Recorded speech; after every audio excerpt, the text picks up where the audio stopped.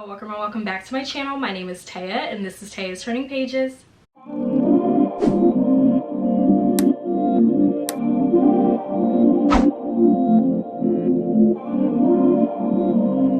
Today I'm going to go over all of the books that are expected to release in February 2024 that I'm really excited to read. Most of them are romances. I'm really trying to branch out and restore the balance that I had when reading romances and thrillers and sprinkling in nonfiction and literary fiction. But it's really hard, y'all. There are so many good romances that continue to be published by my favorite authors and just by new authors in general. Because I mostly have romances on this list, I'm going to save those for the end and I'm going to talk about the books that I guess are more in their own like standalone genres, if you will. So the first book that I'm looking forward to is a thriller, and it is The Guest by B.A. Paris. So I actually only read one book by B.A. Paris, and that was Behind Closed Doors. I feel like that book is probably what B.A. Paris is known for, and that is probably their most recognizable book and most well-loved book. I feel like a lot of the booktubers and bookstagrammers and booktalkers that I've seen talk about B.A. Paris's books always hold Behind Closed Doors in high regard. Now, I haven't read any other books by B.A. Paris since I read Behind Closed Doors, so I'm hoping that this book will help me get back into their catalog and to see if B.A. Paris is an author that I should continue to keep on my radar. But anyways, going back to The Guest, the synopsis right here says, New York Times bestselling author B.A. Paris captivated psychological thriller readers everywhere with Behind Closed Doors. Now she invites you into another home full of heart-pounding secrets in The Guest. Some secrets never leave. Iris and Gabriel have just arrived home from a make-or-break holiday, but a shock awaits them. One of their closest friends, Lori, is in their house. The atmosphere quickly becomes tense as she oversteps again and again. Sleeping in their bed, that's wild, wearing Iris's clothes, and even rearranging the furniture. Lori has walked out on her husband and their good friend Pierre over his confession of an affair and a secret child. Iris and Gabriel want to be supportive of their friends, but as Lori's mood becomes increasingly unpredictable, her presence takes its toll. Iris and Gabriel's only respite comes in the form of a couple new to town, but with them comes their gardener, who has a checkered past. Soon, secrets from all their past will unravel, some more dangerous than they could have known. So this one sounds like it's going to have a lot of twists and turns, and I'm sure that this story is going to go in a direction that I feel like most readers aren't expecting. So I'm seated for this one. I'm curious to see if we're going to have multiple POVs, and if so, how many there are going to be, since there are a lot of characters getting thrown into the mix. I just can't wait to see how this story unfolds. And this is expected to release on February 20th. The next book that I have here is called Redwood Court by Delana R.A. Dameron. I think that's how you pronounce her last name. I'm sorry if it's not. It's a coming of age story. It's also historical fiction. So the synopsis says, a breathtaking debut about one unforgettable Southern Black family seen through the eyes of its youngest daughter as she comes of age in the 1990s. The baby of the family, Mika Tabor, spends much of her time in the care of loved ones, listening to their stories and witnessing their struggles. On Redwood Court, the cul-de-sac in the all-black working-class suburb of Columbia, South Carolina, where her grandparents live, Mika learns important lessons from the people who raise her. Her exhausted parents who work long hours at multiple jobs while still making sure their kids experience the adventures of family vacations. Her older sister, who in a house filled with Motown would rather listen to Alanis Morissette. Her retired grandparents, children of Jim Crow, who realized their own vision of success when they bought their house on the court in the 1960s, imagining it filled with future generations. And the many neighbors who hold tight to the community they've built, committed to fostering joy and love in an America so insistent on seeing Black people stumble and fall. With visceral clarity and powerful prose, Dameron reveals the devastation of being made to feel invisible and the transformative power of being seen. Redwood Court is a celebration of extraordinary, ordinary people striving to achieve their own American dreams. And that sounds really good, and obviously I have not read this book yet, but just from that last part of the synopsis, makes me think of A Raisin in the Sun by Lorraine Hansberry in a modern way. Once I dive into the book, I could be wrong, but just from the whole multi-generational aspect, as well as just following a Black family trying to do their best in making it in a world that is, you know, really cruel to them. I just feel like that is very reminiscent of A Raisin in the Sun. That's just one of my favorite plays and favorite books of all time. I felt like Lorraine Hansberry was ahead of her time when she created A Raisin in the Sun. It definitely transcends and is still relevant to today. I feel like a lot of Black families and just Black folks in general can see their struggles and their plights, and also just, you know, many facets of their own lives within that family. This is a book that I definitely hope to get to very soon. I would like to read this during Black History Month. I already have some books that I want to read, but definitely hope to get to it before the end of the year. And this book publishes on February 6th. And the last standalone genre book that I have here is The Eternal Ones by Namina Forna. And this is the third book in the Gilded Ones series. And so quiet as it's kept, I haven't even read the first or second book in this series. I actually just ordered the second book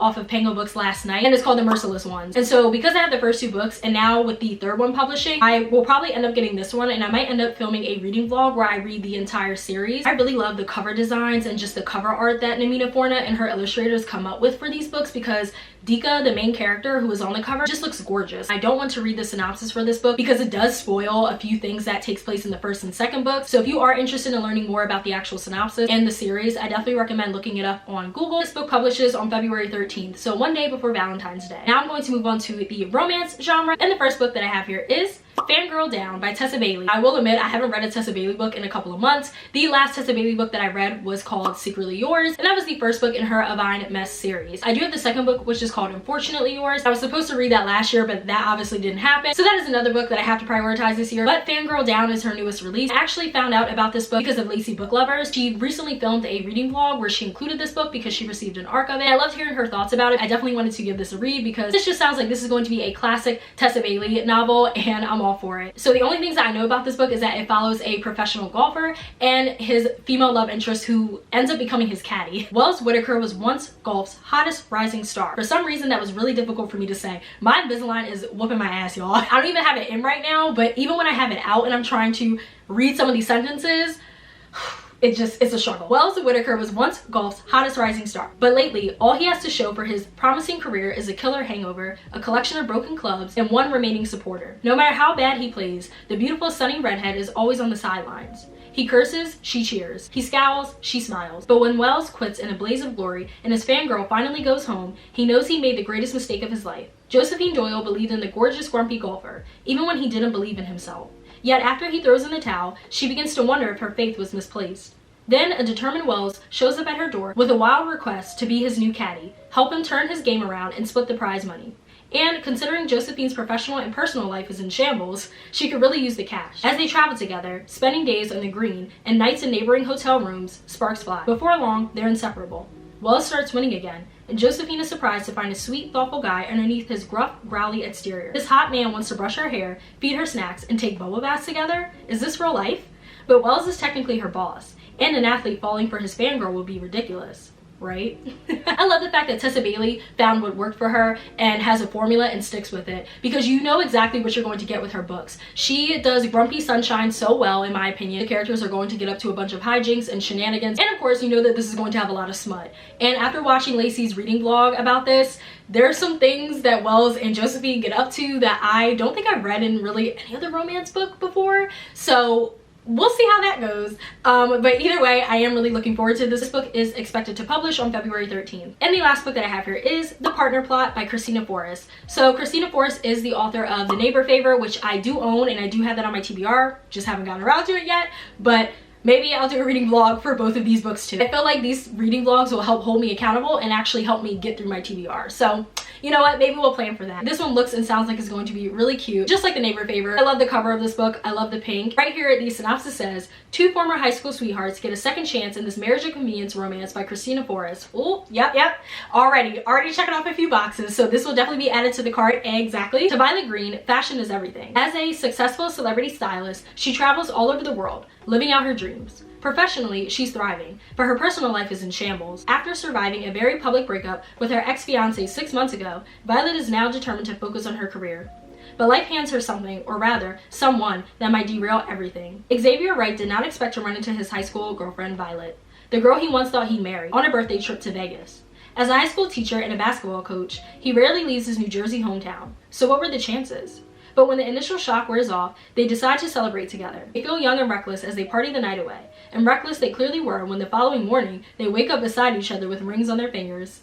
Their impulsive nuptials might be a blessing in disguise though, when they realize that both of their careers could benefit from the marriage. So, they play the part of a blissfully wedded couple. Yet when their passion comes hurling back, they realize their feelings are just as real as they were back when they were teens. But are their lives too different to stick it through? Or will they finally get a happy ending? Like I said, this just sounds like this is going to be a good time. It sounds like it's going to be super cute. And I love the fact that they pretty much fulfilled their own prophecy, because they were going to get married abruptly in Vegas, and they ended up getting married abruptly anyway. And this publishes on February 27th. Alright y'all, those are all of the books that I am looking forward to that are going to publish in February. Definitely feel free to let me know in the comments if you are anticipating any of these releases, or if you received ARCs for any of these books and you were able to get your hands on them early and read them. I would love to know what you think. I hope you guys enjoyed this video. Definitely make sure you like, comment, and subscribe. It really helps me and my channel out. And lastly, please make sure you follow me on Bookstagram as well as Storygraph. I'll leave all of that information linked down below, as well as at the end of the video like I always do. I will see you guys in my next video.